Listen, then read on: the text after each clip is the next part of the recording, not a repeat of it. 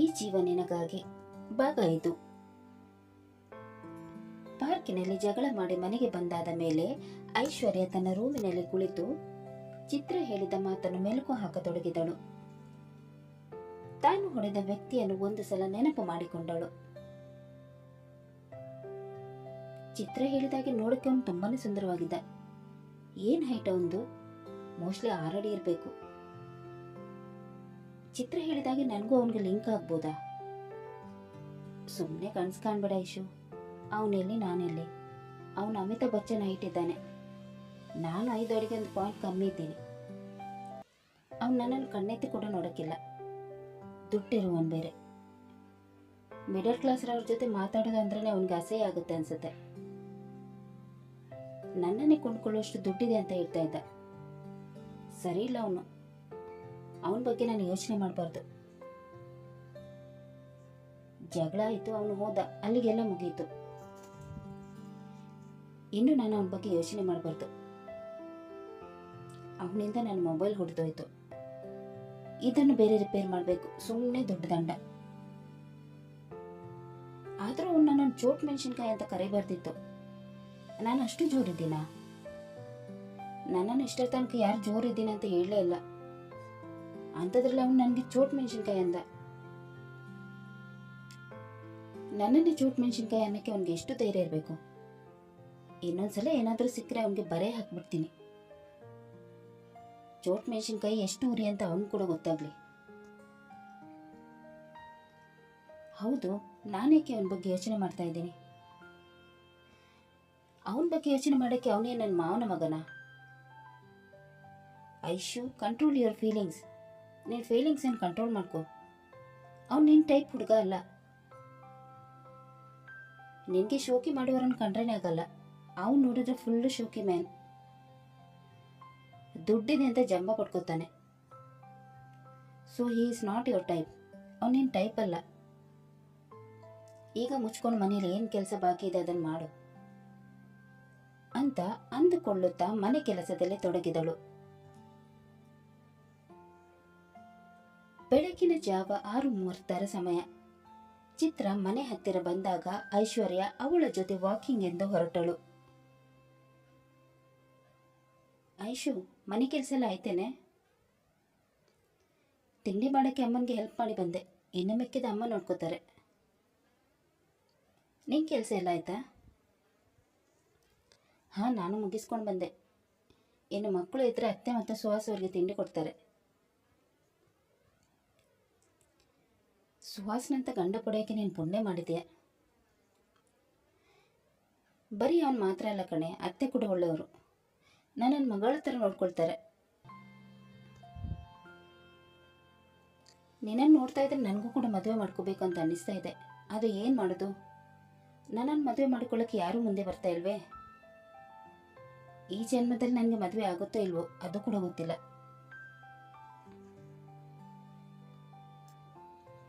Tension ಮಾಡ್ಕೋಬೇಡ್ವೆ, ನಿನಗೂ ಕೂಡ ಮದುವೆ ಆಗುತ್ತೆ.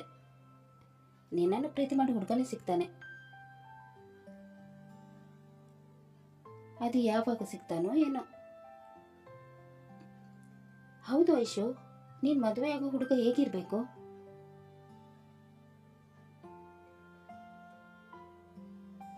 ನನ್ನ ಹುಡುಗ ಹೈಟ್ ಇಲ್ಲ ಅಂದ್ರೂ ಪರವಾಗಿಲ್ಲ, ಆದರೆ ಅವನಿಗೆ ಗಡ್ಡ ಮೀಸೆ ಇರಬೇಕು. ನೋಡಿದ್ರೆ ನೋಡ್ತಾನೆ ಇರಬೇಕು.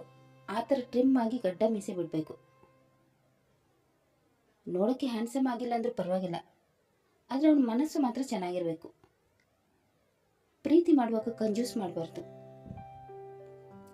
ಅವನು ಶ್ರೀಮಂತ ಆಗಿಲ್ಲ ಅಂದ್ರೂ ಪರವಾಗಿಲ್ಲ, ಆದರೆ ಪ್ರೀತಿ ಮಾಡುವಳು ಶ್ರೀಮಂತ ಆಗಿರಬೇಕು. ನನ್ನನ್ನು ತುಂಬ ಪ್ರೀತಿ ಮಾಡಬೇಕು. ಎಷ್ಟು ಪ್ರೀತಿ ಮಾಡಬೇಕು ಅಂದರೆ ಅವನ ಪ್ರೀತಿಯಲ್ಲಿ ನಾನು ಕಳೆದು ಹೋಗಬೇಕು. ಅವನಿಲ್ಲದೆ ಒಂದು ಕ್ಷಣನೂ ಇರಲಾರೆ ಅನ್ನುವಷ್ಟು ಪ್ರೀತಿ ಮಾಡಬೇಕು. ನನ್ನ ಹುಡುಗ ಪ್ರೀತಿಯ ಮೂಟೆ ಹೊತ್ತು ಬರಬೇಕು. ಆಮೇಲೆ ಇನ್ನೊಂದು ವಿಷಯ, ಅವನು ತುಂಬ ಸಿಂಪಲ್ ಆಗಿರಬೇಕು. ಅವನ ಹತ್ರ ಎಷ್ಟೇ ಇದ್ರೂ ಕೂಡ ಏನೂ ಇಲ್ಲ ಥರ ಸಿಂಪಲ್ ಆಗಿರಬೇಕು. ನನ್ನ ಹತ್ರ ಅಷ್ಟಿದೆ ಇಷ್ಟಿದೆ ಅಂತ ಬಡಾಯಿ ಕೊಚ್ಕೋಬಾರ್ದು. ಏನೇ ಕಷ್ಟ ಇದ್ರೂ ಅದನ್ನು ನನ್ನ ಹತ್ರ ಹೇಳ್ಕೋಬೇಕು. ಶೋಕಿ ಮಾಡಬಾರ್ದು. ಡೌನ್ ಟು ಅರ್ಥ ಆಗಿರಬೇಕು. ಈ ಥರದ ಹುಡುಗ ನಂಗೆ ಸಿಗ್ತಾನಾ? ಖಂಡಿತ ಸಿಗ್ತಾನೆ ಬಿಡೆ. ಆದರೂ ಎಷ್ಟು ದೊಡ್ಡ ಲಿಸ್ಟ್ ಹೇಳ್ಬಿಟ್ಟೆ ಅಲ್ಲೇ. ಈಗಿನ ಕಾಲದ ಹುಡುಗಿರು ದುಡ್ಡಿರೋ ಹುಡುಗ ಬೇಕು ಅಂತ ಆಸೆ ಪಡ್ತಾರೆ. ನೀನು ನೋಡಿದ್ರೆ ಪ್ರೀತಿ ಮಾಡೋ ಹುಡುಗ ಬೇಕು ಅಂತೀಯ. ಬರೀ ಪ್ರೀತಿ ಅಂತ ಹೋದರೆ ಹೊಟ್ಟೆ ತುಂಬಲ್ಲ ಐಶು. ಜೀವನ ನಡೆಸಲು ದುಡ್ಡು ಕೂಡ ಬೇಕು. ದುಡ್ಡಿನಿಂದ ಯಾವತ್ತೂ ಹೋಗ್ಬಾರ್ದು ಚಿತ್ರ. ದುಡ್ಡು ಇವತ್ತಿರುತ್ತೆ, ನಾಳೆ ಇರಲ್ಲ, ಅಥವಾ ಇವತ್ತು ಇರಲ್ಲ, ನಾಳೆ ಬರುತ್ತೆ. ದುಡ್ಡು ಒಂಥರ ಮಾಯಲೋಕ ಇದ್ದ ಹಾಗೆ. ಮಾಯಲೋಕದ ಹಿಂದೆ ಹೋದರೆ ನಾವು ಕೂಡ ಮಾಯ ಆಗಿಬಿಡ್ತೀವಿ ಅಷ್ಟೇ. ಈಗ ನಾನು ಕೆಲಸಕ್ಕೆ ಹೋಗ್ತಾ ಇದ್ದೀನಿ ಅಲ್ವಾ, ಅವನು ಕೂಡ ಕೆಲಸಕ್ಕೆ ಹೋಗ್ತಾನೆ. ತಿನ್ನಕ್ಕೆ ಇರೋಕ್ಕಾಗುವಷ್ಟು ದುಡ್ಡಿದ್ರೆ ಸಾಕು. ದುಡ್ಡು ಇದ್ದು ಗಂಡ ಹೆಂಡತಿ ಮತ್ತೆ ಪ್ರೀತಿ ಇಲ್ಲ ಅಂದರೆ ಅದು ಒಂಥರ ಜೀವನ ಇದ್ದು ಇಲ್ಲದ ಹಾಗೆ. ಸೊ ನನಗೆ ಸಿಗೋ ಹುಡುಗ ಪ್ರೀತಿಯಲ್ಲಿ ಶ್ರೀಮಂತ ಆಗಿರಬೇಕು, ಅಷ್ಟೇ ನನಗೆ ಬೇಕಾಗಿರೋದು. ನಿನ್ನನ್ನು ಮಾತಿನಿಂದ ಯಾರೂ ಸೋಲಿಸೋಕ್ಕಾಗಲ್ಲ ಬಿಡು. ಆ ದೇವರಲ್ಲಿ ನಾನು ಬೇಡ್ಕೋತೀನಿ ನಿನ್ನನ್ನು ತುಂಬ ಪ್ರೀತಿ ಮಾಡೋ ಹುಡುಗನೇ ಸಿಗಲಿ ಅಂತ.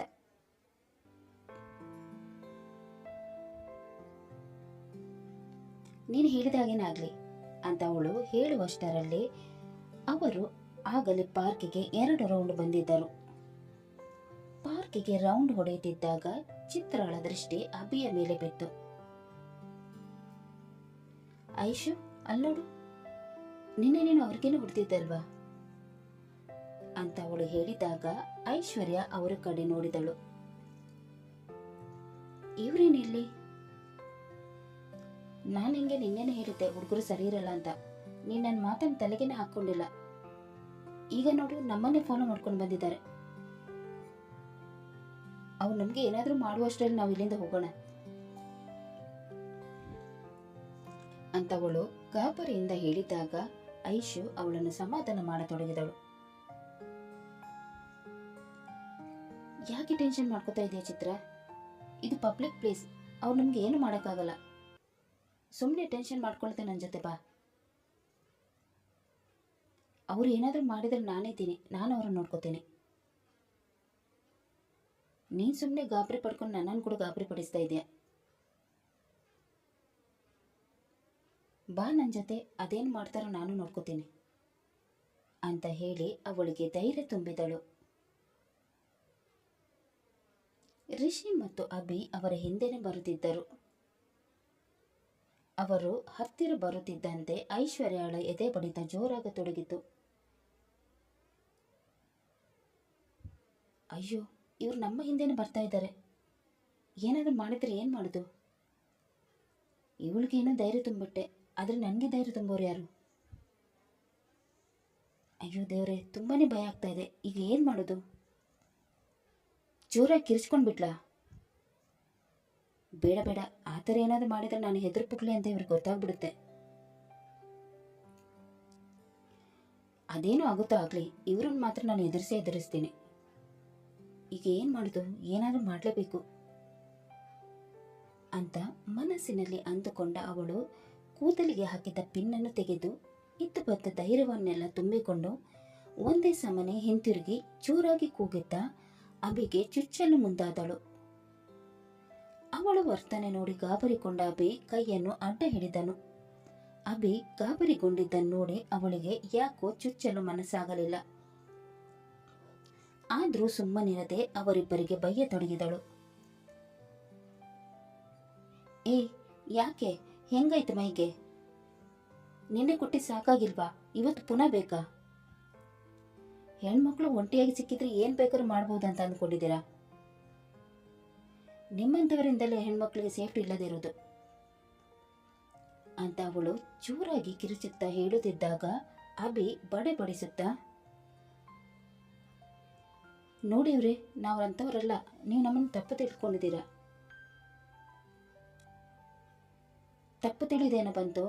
ನಿನ್ನ ನೋಡಿದ್ರೇನೆ ಗೊತ್ತಾಗುತ್ತೆ ನೀನು ಎಂಥವನಂತ. ನನಗೇನಾಗಿದೆ? ನಾನು ಚೆನ್ನಾಗೇ ಇದ್ದೀನಿ, ಇಷ್ಟು ಹ್ಯಾಂಡ್ಸಮ್ ಆಗಿದ್ದೀನಿ. ನೀವು ನೋಡಿದ್ರೆ ನನ್ನನ್ನು ವಿಲನ್ ಥರ ಟ್ರೀಟ್ ಮಾಡ್ತೀರಾ. ನಿನ್ನೆ ನನ್ನಿಂದ ತಪ್ಪು ನಡೆದು ಹೋಯ್ತು, ಅದಕ್ಕೆ ಸಾರಿ ಕೇಳೋಣ ಅಂತ ಬಂದಿದ್ದು. ಸಾರಿ ಇವರೇ ಅಂತವನು ಹೇಳಿದಾಗ ಅವಳ ಕೋಪವೆಲ್ಲ ಇಳಿದು ಹೋಯಿತು. ಆಗ ರಿಷಿ ಅಭಿಯ ಕೈಯಲ್ಲಿದ್ದ ಮೊಬೈಲ್ ಬಾಕ್ಸ್ ಅನ್ನು ತೆಗೆದುಕೊಂಡು ಐಶ್ವರ್ಯಳಿಗೆ ನೀಡಿದನು. ತಗೊಳ್ಳಿ, ಇದು ನಿಮಗೆ.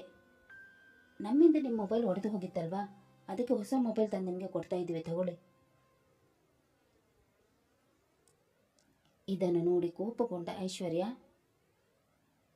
ನನ್ನನ್ನೇ ನಿನ್ನ ಮೊಬೈಲ್ಗೆ ಆಸೆ ಪಡೋಳ ಅಂತ ಅಂದ್ಕೊಂಡಿದ್ಯಾ? ಈ ಐಶ್ವರ್ಯಳಿಗೆ ಇನ್ನೊಂದು ಹೆಸರೇ ಸ್ವಾಭಿಮಾನ. ನಾನು ನನ್ನ ಸ್ವಾಭಿಮಾನನ ಯಾವತ್ತೂ ಯಾರ ಮುಂದೇನು ಬಿಟ್ಟು ಕೊಟ್ಟವಳಲ್ಲ. ನನ್ನ ನೀನು ಸ್ವಾಭಿಮಾನ ಇಲ್ಲದವಳ ಅಂತ ಅಂದ್ಕೊಂಡಿದ್ಯಾ? ನನಗೆ ಈ ಮೊಬೈಲ್ಗಿಂತ ನನ್ನ ಸ್ವಾಭಿಮಾನನೇ ಮುಖ್ಯ. ನಿನ್ನ ಮೊಬೈಲನ್ನು ನೀನೇ ಇಟ್ಕೋ. ಏನೋ ಸಾರಿ ಕೇಳಿದ್ರು ಕ್ಷಮಿಸ್ಬಿಡೋಣ ಅಂದರೆ ನನ್ನ ಸ್ವಾಭಿಮಾನನ್ನೇ ಕೆಳಕ್ಕೆ ನೋಡ್ತಾರೆ. ಬಾ ಚಿತ್ರ, ಹೋಗೋಣ ಅಂತ ಹೇಳಿ ಅವಳನ್ನು ಕರೆದುಕೊಂಡು ಹೋದಳು. ಈ ಚೋಟ್ ಮೆಣಸಿನ್ಕಾಯಿ, ಹೃದಯದಿಂದ ಹೇಳ್ತಾ ಇದ್ದೀನಿ, ಐ ಆಮ್ ಸಾರಿ. ನೀನ್ ಸಾರಿನ ಒಲೆ ಮೇಲೆ ಹಾಕಿ ಅದರಲ್ಲಿ ಬಿಸಿನೀರು ಕಾಯಿಸು. ಐಶು ಬಾರೆ, ಮತ್ತೆ ಯಾಕೆ ಅವ್ರ ಜೊತೆ ಜಗಳಕ್ಕೆ ಹೋಗ್ತೀಯಾ?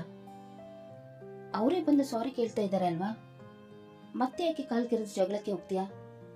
ಈ ಮ್ಯಾಟರ್ನ ಇಲ್ಲೇ ಬಿಟ್ಬಿಡೆ. ಅಲ್ಲ, ಅವನಿಗೆ ಎಷ್ಟು ಕೊಬ್ಬು ನೋಡು, ಮತ್ತೆ ಚೋಟ್ ಮೆಣಸಿನ್ಕಾಯಿ ಅಂತಾನೆ. ನಾನೇನು ಅಷ್ಟು ಜೋರಿದ್ದೀನ? ನೀನು ಈ ಥರ ಕಾಲು ಕೆರೆದುಕೊಂಡು ಜಗಳಕ್ಕೆ ಹೋದ್ರೆ ಚೋಟ್ ಮೆಣಸಿನ್ಕಾಯಿ ಅನ್ನೋದು ಇನ್ನೇನಂತಾರೆ? ಅವರಿಂದ ನಿನ್ನ ಮೊಬೈಲ್ ಒಡೆದು ಹೋಗಿತ್ತು, ಅದಕ್ಕೆ ಹೊಸ ಮೊಬೈಲ್ ತಂದಿದ್ದಾರೆ. ನಿನಗೆ ತಗೊಳಕ್ಕೇನು? ಯಾರಿಗೆ ಬೇಕು ಅವ್ರ ಮೊಬೈಲ್? ನನ್ನ ಮೊಬೈಲನ್ನು ನಾನು ಆಲ್ರೆಡಿ ರಿಪೇರಿ ಕೊಟ್ಟಿದ್ದೀನಿ. ನನಗೆ ಯಾರ ಮೊಬೈಲ್ ಬೇಕಾಗಿಲ್ಲ. ನನಗೆ ಯಾರ ಹತ್ತಿರನೂ ಕೈ ಚಾಚಕ್ಕೆ ಇಷ್ಟ ಇಲ್ಲ. ನನಗೆ ನನ್ನ ಸ್ವಾಭಿಮಾನನೇ ಮುಖ್ಯ.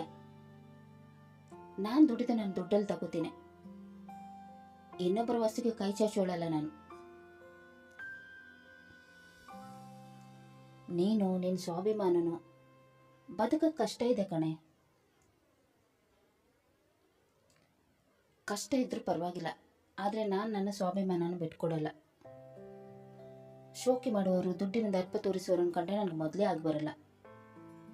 ಅಂಥದ್ರಲ್ಲಿ ನನ್ನ ಎದುರುಗಡೆನೇ ಶೋಕಿ ಮಾಡೋಕ್ಕೆ ಬರ್ತಾರೆ. ನಾನಿಂಥ ಶೋಕಿಗೆ ಮರುಳಾಗುವಲ್ಲ. ಆಯ್ತು ಕಣೆ, ನೀನು ಹೇಳಿದೆ ಸರಿ.